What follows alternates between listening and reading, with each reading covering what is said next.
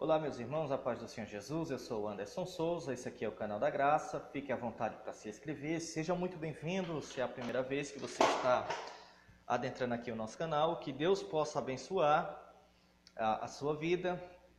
Queridos, deixa eu mostrar para você esse livro aqui para você entender melhor do que se trata esse vídeo. Esse vídeo aqui se trata desse livrinho aqui.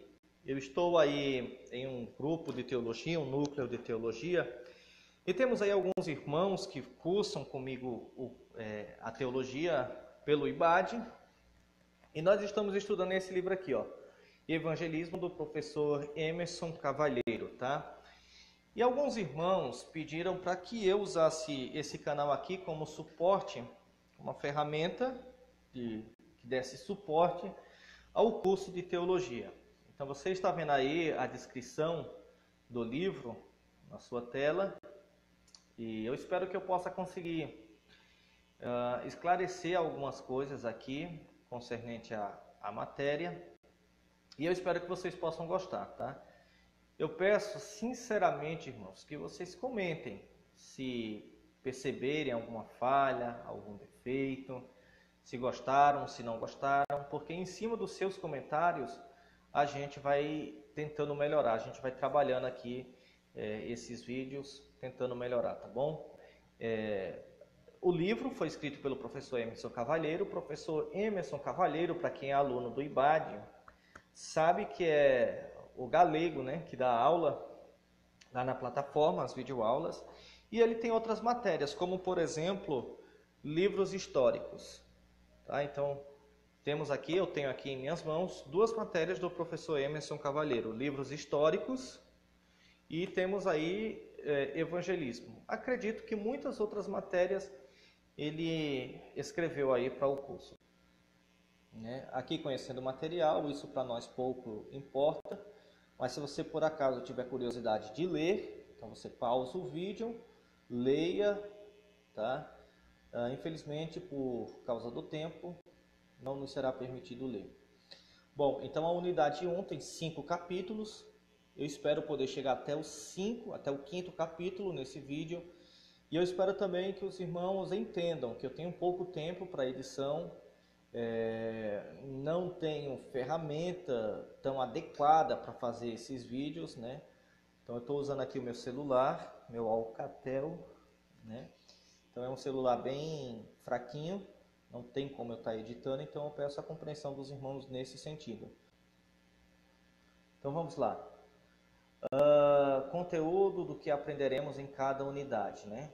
Então aqui, no capítulo 1, são os temas, né? Os 5 capítulos, né? Unidade 1, 5 capítulos, unidade 2, unidade 3 e unidade 4, isso pouco interessa para nós. Aqui ele fala um pouco mais por que introduzir essa matéria de evangelismo na grade do curso, né? Se você observar bem, toda a igreja sabe que precisa fazer evangelismo. Então, a gente vai tratar mais lá na frente um pouco qual deve ser a mensagem do evangelismo. Tá? Para que deve ser o evangelismo? Tudo isso a gente vai tratar. Mas o principal foco do evangelismo é esse, é conscientizar a igreja, tá? Introdução. Vamos definir o que aprenderemos nesta matéria. Em evangelismo, aprenderemos o que é ganhar alma de forma eficaz, conhecendo princípios norteados para a evangelização. Então, vamos lá. Eu dei uma lida aqui já no livro, e é muito bom esse livro, tá? Muito bom mesmo. Como todos os livros do IBAD. Aqui, do que trata cada capítulo do livro. Vamos lá, evangelização. Para quê? Ou por que ela é tão necessária? As bases que sustentam todo o trabalho de evangelização estão postas sobre as Sagradas Escrituras. E quando nós falamos que toda a base do trabalho de evangelização estão postas sobre as Escrituras, eu queria que vocês entendessem 3 pontos principais aqui. Primeiro, o exemplo nas Sagradas Escrituras de evangelização. Segundo, as recomendações para o trabalho de evangelismo ou evangelização. E terceira, a ordem dada, né? A ordem das Sagradas Escrituras para a evangelização. Há quem pense que evangelização se trata apenas do Novo Testamento, mas no Velho Testamento nós temos exemplos claros aí desse trabalho de evangelização, né? Eu poderia citar muitos exemplos, mas eu vou citar aqui o exemplo do atalaia no Velho Testamento, né? Deus olhando para Ezequiel e o incumbindo de levar uma mensagem para aqueles que precisam se arrepender. E segundo as ordens dadas por Deus, ou segundo as recomendações dadas por Deus, ou segundo a palavra de Deus, melhor dizendo, era assim, sem arrodeios nenhum. Olha, quando eu te avisar, quando eu te mandar, vai e dize para o homem ímpio se converter, tu não avisando o sangue dele, eu requererei de você. Quando eu mandar e você não fizer o que eu estou mandando, quando eu mandar e você não levar a mensagem que eu estou mandando, aquela pessoa, quando morrer, o sangue dele eu vou requerer de você. Agora, se eu mandar você ir levar uma mensagem de arrependimento, você leva essa mensagem de arrependimento e o indivíduo não quer se arrepender, então você está livre do sangue dele. Então, no Velho Testamento, nós também temos essa ordem de evangelização. No Novo Testamento, nós também temos a ordem de evangelização. É um exemplo claro e clássico no final de cada evangelho sinótico, a ordem de Jesus, para os discípulos irem pelo mundo, espalhando as boas novas, né? Mateus 28, né? Jesus dizendo, olha, ide por todo mundo, pregai o evangelho a toda criatura, e todas estas palavras maravilhosas que você já conhece. Então, no Novo Testamento, nós temos uma ordem. Ordem essa também dada no capítulo 9 e no capítulo 10 do Evangelho de Lucas, né? Então, muito antes de Jesus morrer, muito antes de Jesus ir para a cruz, Jesus já treinava os seus discípulos para cumprir essa missão tão poderosa. Então, nós temos a ordem, nós temos o exemplo também. O próprio Jesus fez evangelismo pessoal. No capítulo 3, no capítulo 4, no capítulo 6, se não me falha a memória, ou no capítulo 5, quando ele vai até Betesda curar aquele homem. E tantas outras passagens, no capítulo 8 de João.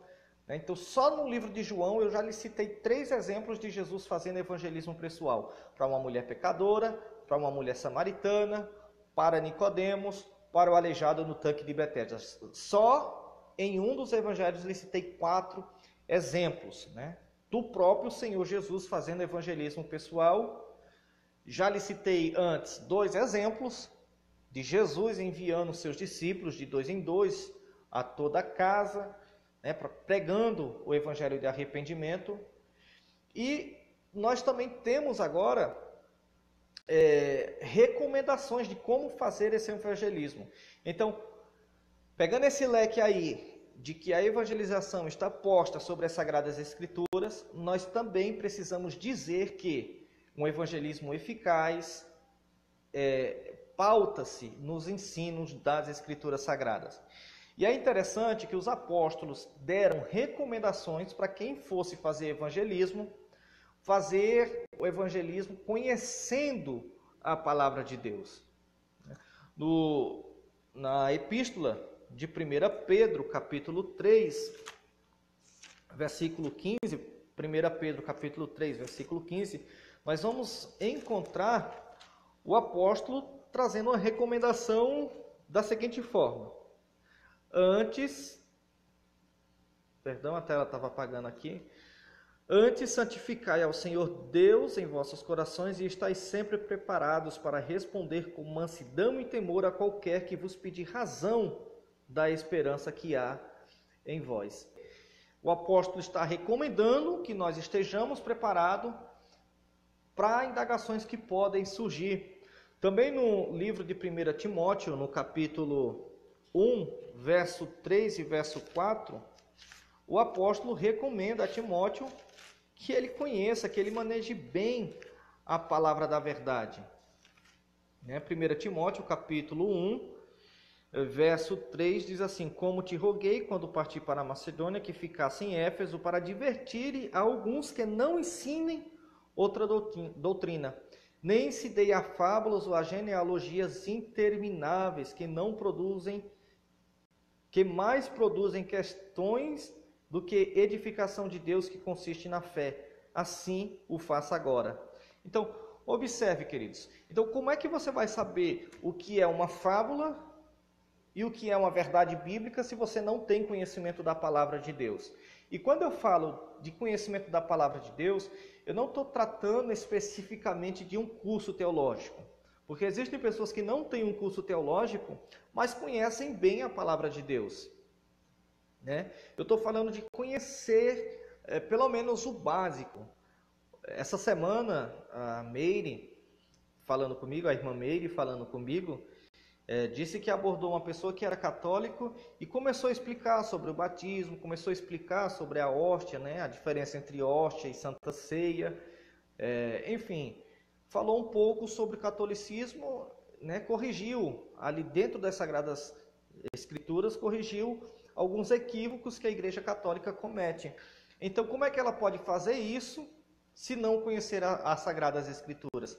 Então, é importante aquele que faz evangelismo conhecer as Sagradas Escrituras, uma vez que o trabalho de evangelismo estão postas sobre ela, tá? Vamos lá, vamos correr. O real significado da evangelização. Aí os termos gregos, né? Evangelizo, eu acho que é assim que se fala, evangelismo, né? Com gama, e o gama tem esse som, evangelizo, e evangelion, né? Por causa da declinação, evangelion.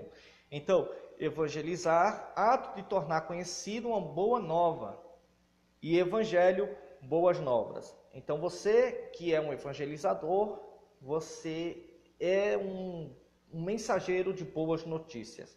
Mas do que é que se trata evangelização? Do que é que se trata? Trata-se de dinâmicas das ações e intenções, planejamentos e estratégias que favorecerão a pregação da maior mensagem de todos os tempos.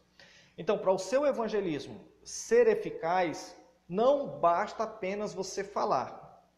Você tem que ter dinâmica, você tem que ter planejamento, você tem que ter estratégias.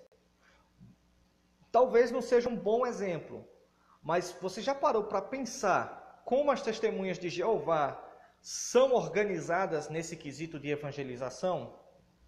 Elas saem com agendas, elas saem com bíblias, elas saem com folhetos, elas distribuem bíblias de graça, elas distribuem livrinhos de graça, elas agendam uma nova visita. Se ela encarnar numa pessoa, se ela gostar de uma pessoa, ela não sai mais daquela casa, né? Então ela tem uma dinâmica. Já observou como eles abordam? Né? Eles vão com muita educação, com muito carinho, com muita cautela, vão adentrando ali dentro do assunto, e quando pensar que não, está tirando um irmãozinho da Assembleia e levando para a testemunha de Jeová. Por quê? Porque eles entenderam isso. Eles entenderam o que é dinâmica, o que é planejamento, o que é estratégia, né? E talvez a maioria das igrejas, né, principalmente pentecostais, não conseguiu entender isso, né? Que para evangelizar precisa-se ter uma estratégia, precisa de um planejamento. Quando aquela pessoa aceita Jesus, quem é que vai ficar responsável para fazer um discipulado com ele ou com ela? Quem vai ficar ligando, pegando os dados? Se a pessoa vai fazer um trabalho na rua, como será a dinâmica? Como é que vai abordar um morador de rua? Se vai distribuir panfleto? O que é um panfleto? Tem pessoas que saem para distribuir panfleto que não sabem nem o que está escrito no próprio panfleto, né? Então, precisa-se entender, ou precisa-se de planejamento, de dinâmica e de estratégia. Desde a queda do homem, Deus estabeleceu um pacto, um plano de redenção, e a mensagem de salvação foram proferidos, né? Ou seja, quando o homem pecou, lá no jardim do Éden, Deus já estava trazendo uma boa nova para este homem. dizendo, olha, da semente da mulher nascerá um que vai esmagar a cabeça da serpente e a serpente irá lhe ferir o calcanhar, né? Então, desde o Antigo Testamento, existem boas novas a serem proferidas para toda a humanidade, não só a Israel, mas desde o Gênesis, porque ali não existia Israel, não existia Babilônia, não existia Egito, mas desde o Gênesis, quando era apenas raça humana, né? Apenas uma única nação, apenas dois, já existia uma boa notícia para toda a espécie humana, independente da nacionalidade. Agora, é interessante esse slide aí que você está vendo na tela. Por quê? Porque o que ele está dizendo é mais ou menos isso. Olha, você pode ter estratégia, você pode ter planejamento, você pode ter uma boa equipe, você pode ter dinheiro, você pode ter o recurso que você tiver. Mas se você não entender qual é o real propósito de Deus no evangelismo, tudo isso fica em vão. Se o missionário que está sendo enviado ao campo não entender qual o propósito que Deus tem com ele naquele lugar, é em vão. É em vão. E aí o missionário pode ir para a África ou pode ir para Lisboa. Se ele não entender o real propósito, ele está fazendo turismo.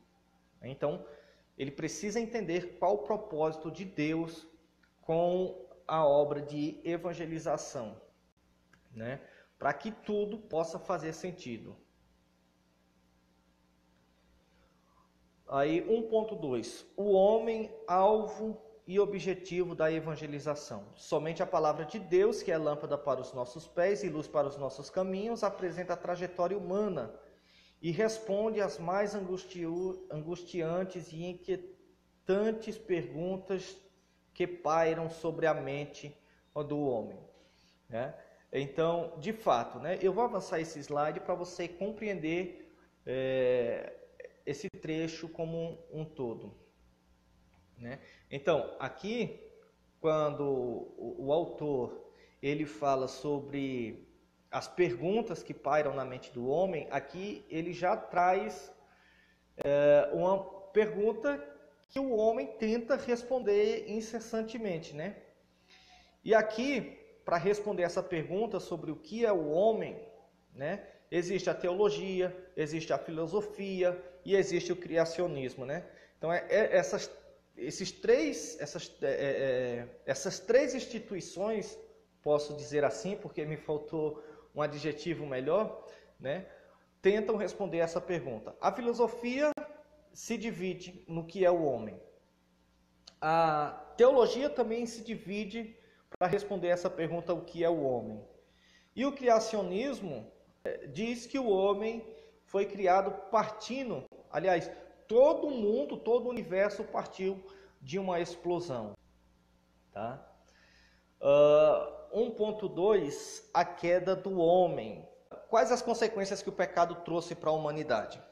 Deus criou tudo perfeito, e o homem, quando come do fruto proibido, né, quando come do fruto da árvore que Deus disse para que não comesse, o homem trouxe para si, né, Adão trouxe para si consequências. Primeira consequência, ele foi expulso do paraíso. E toda a sua descendência também não pode ter acesso a esse paraíso. Segunda consequência, agora o homem teria que trabalhar, o homem teria que viver do suor do seu rosto, a mulher iria gerar os filhos com dores, né? A mulher, para fazer um parto, teria agora que sofrer dores. A terra, a própria natureza também, ela sofreu a consequência da queda do homem, porque quando o homem peca, começa a nascer espinhos da terra. Então o pecado foi uma desgraça na vida do ser humano total e também foi uma desgraça na vida da natureza, né? A natureza sofreu consequências, tanto que o apóstolo Paulo fala que a natureza chora e geme, aguardando com grande expectação a volta do Senhor Jesus, né? Quando o Senhor Jesus redimirá tudo de novo, né? Transformar esta terra em uma nova terra e transformar o céu em um novo céu. Mas o pecado foi uma tragédia na vida do ser humano. Ser expulso do paraíso tem uma conotação muito mais ampla, né? Então você pode ver aí, né? Não só Adão ficou fora do paraíso, como também os seus descendentes ficaram fora do paraíso, né? Então, o pecado, ele veio de Adão. Adão, quando peca, passou através do seu genes, né? Passou através do seu DNA a declinação do homem para o pecado. O pecado. A desobediência de Adão e Eva repercutiu negativamente sobre eles, sobre a natureza e em toda a raça humana. A morte física e espiritual, a sentença de condenação divina sobre a humanidade e a deformidade do caráter humano passaram a entregar a realidade da vida. Tudo isso foi o que eu já adiantei para você, está composto aqui nesse slide. Agora, a promessa de salvação, 1.4. A promessa de salvação. Eu já lhes falei no slide anterior que logo quando o homem caiu, né, Deus trouxe uma palavra de redenção naquele exato momento. Deus não esperou amanhã, Deus não esperou uma semana depois, mas naquele exato momento, Deus já anunciou o seu plano de salvação. Ninguém pega Deus de surpresa. Deus já previa tudo, Deus já sabia de tudo o que a raça humana iria passar. A queda significou profunda ruptura para a relação e trouxe consequências terríveis.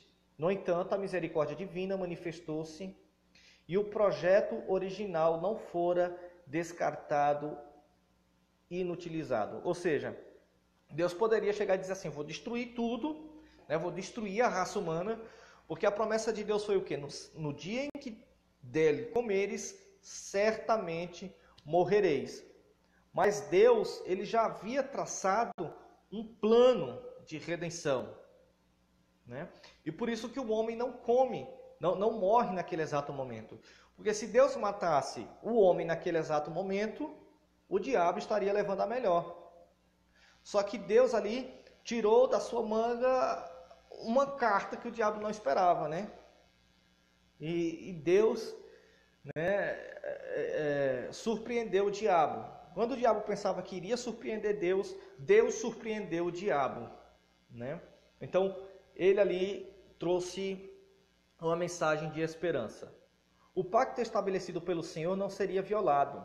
E mesmo após muitos anos, seu propósito se cumpriria através de uma moça desposada com José, chamada Maria. Não houve e não haverá maior e melhor notícia do que esta. Jesus Cristo veio ao mundo para salvá-lo dos seus pecados. Esta é a mensagem que deve ser propagada pela igreja, pelos evangelistas e pelos cristãos. Então veja, eu não acredito, né, e perdoe quem for da Universal, por exemplo, mas eu não acredito que essa mensagem neopentecostal, de coisas, né, usando coisas para atrair pessoas para a igreja, eu não acredito que essa é uma mensagem evangelística, e o autor Emerson Cavalheiro expõe muito bem isso. Não é. Mensagem evangelística aponta para Jesus. Não aponta para casa, não aponta para carro, não aponta para saúde, não aponta para nada disso.